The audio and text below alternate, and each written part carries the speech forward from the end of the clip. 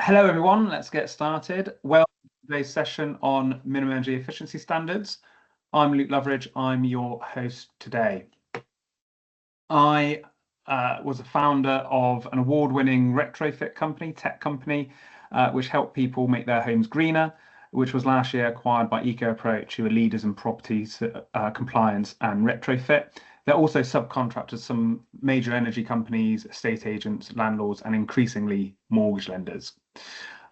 So the context of today is that with the Renters' Rights Act deadline on the 1st of May, the next big compliance challenge after this is going to be minimum energy efficiency standards for domestic properties in the private rented sector. However, this is quite a different challenge than previous energy standards and other compliance challenges in terms of the scale and complexity of the work involved.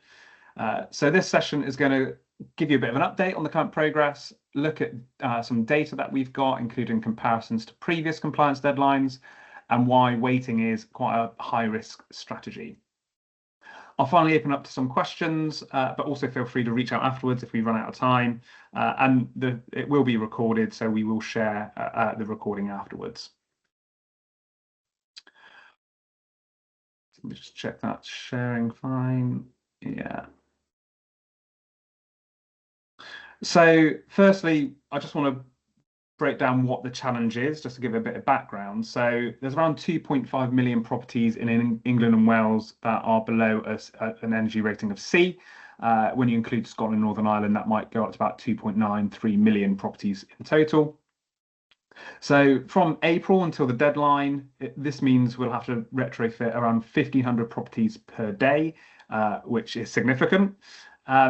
And also there is a wider context in the Warm Homes Plan where they're actually aiming to retrofit 5 million properties across all 10 years by 2030. So that will have a significant strain on the supply chain. There's been a number of studies where it estimates the cost for the average retrofit in the private renter sector is around £6,000 to £7,000. We've done our own analysis and mapped on our own prices, and we think that's more closer to around 5,500, maybe even closer to 5,000 in many cases. And there is a big challenge around how many properties might actually leave the sector. So some studies have found and suggested around 880,000 rental properties could be lost, so a third of properties could be lost. I will touch upon this later, where that's probably quite an inflated number, and actually the real number will probably be much, much less. So, and just quickly, what's been confirmed, so everyone's on the same page. So the Warm Homes Plan did confirm that the deadline will be the 1st of October 2030 for all private rented properties, new and existing tenancies, but it will exclude short-term lets, which were being considered previously.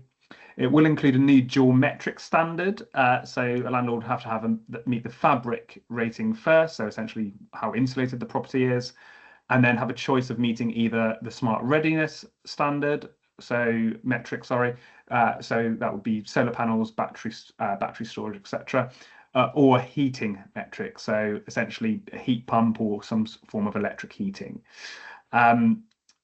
However, there is a grandfathering rule, so up until 1st of October 2029, if a landlord reaches an EPC C under the current methodology, which is just one metric, then that will be deemed compliant for the whole 10 years of that certificate. And they've also introduced a number of exemptions, so low value exemptions. So if it's below £100,000 value, the property, then the cap will be reduced to 10% of that property's value. So if it's 90,000, it'd be £9,000 the cap. And they've also introduced some exemptions for wall insulation as well. So there's actually a fair bit of flexibility around what landlords can choose to do there. So just a bit of updates from that January announcement in the Warm Homes Plan. So the big piece is that EPC reform, so the new home energy model, has been delayed. So that will be the dual metrics. It was initially due to come in the 1st of October this year. It's now been delayed to the second half of 2027.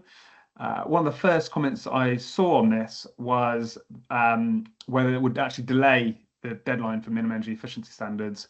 That is a resounding no, it won't delay it. And if anything, it actually should work in a landlord's favour to be compliant under the current methodology, which we know quite well, rather than the home energy model, which there's uncertainty around how strict that will be. Could it be more strict? Could it be less strict? We don't know. So if anything, I think that provides some more provides an advantage for landlords to actually get compliant under that current methodology. So now I'm going to go into what the data is telling us in terms of what the compliance uptake could be.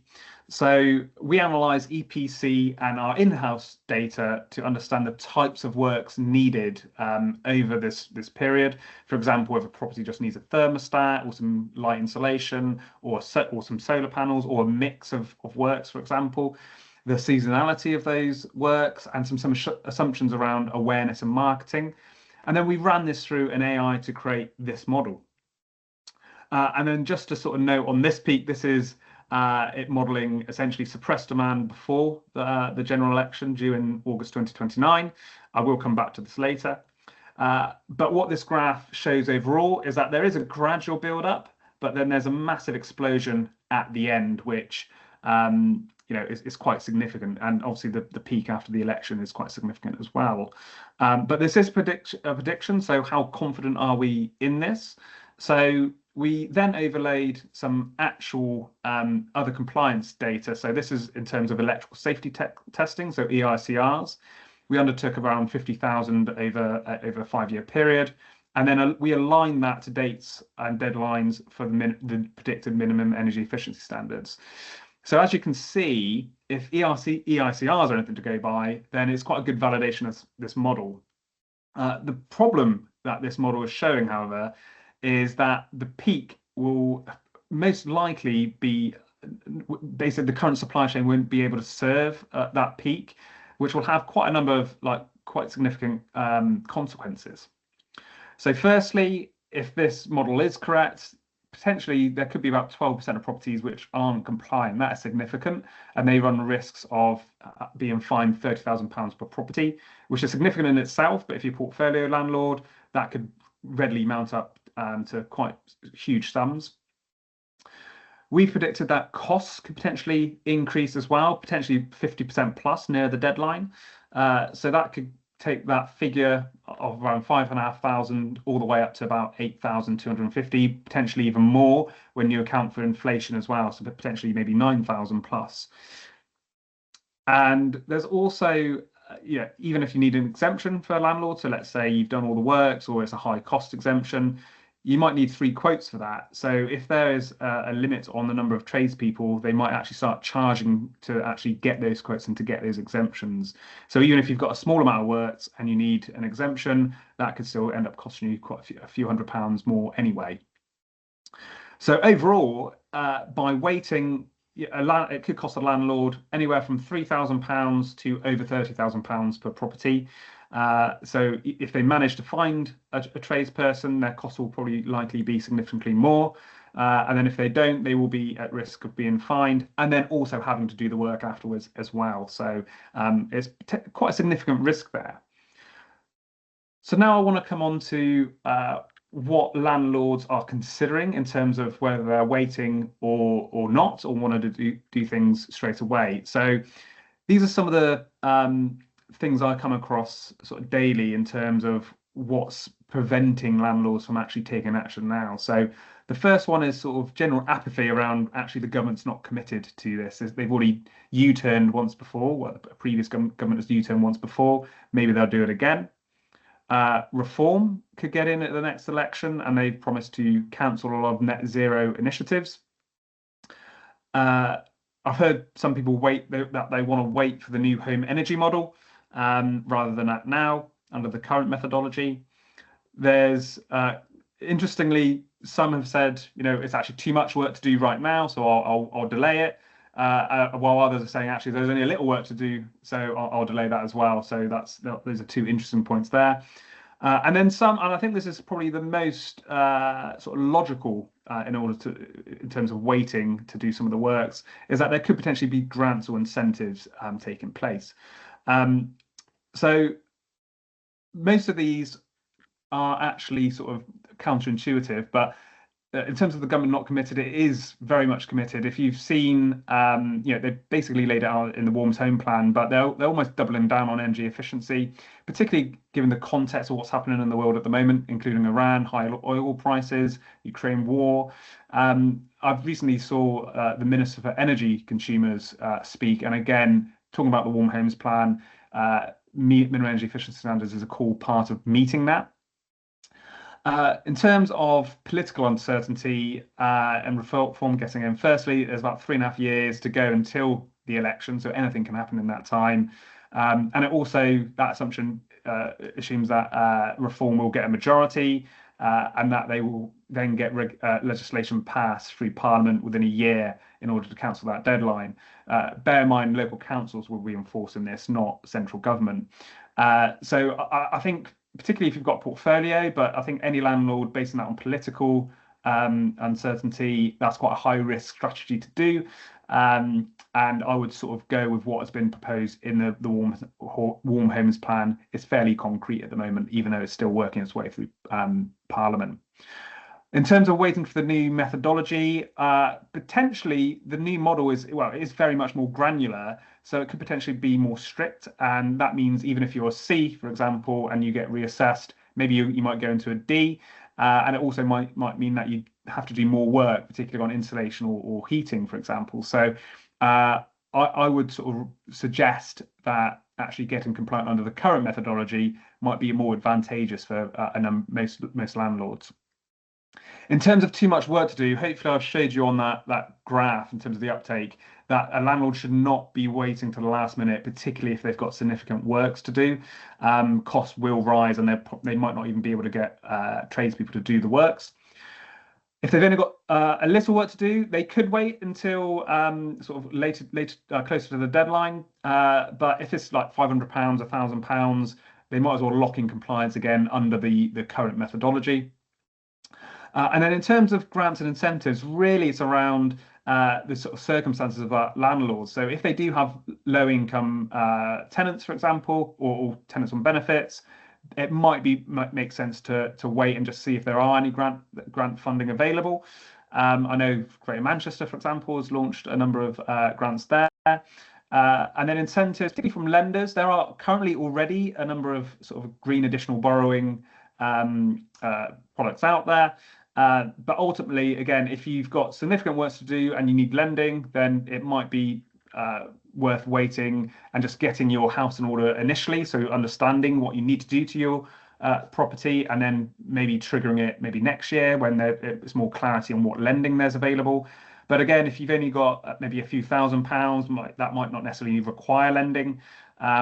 So again, dependent on what your circumstances are on that one.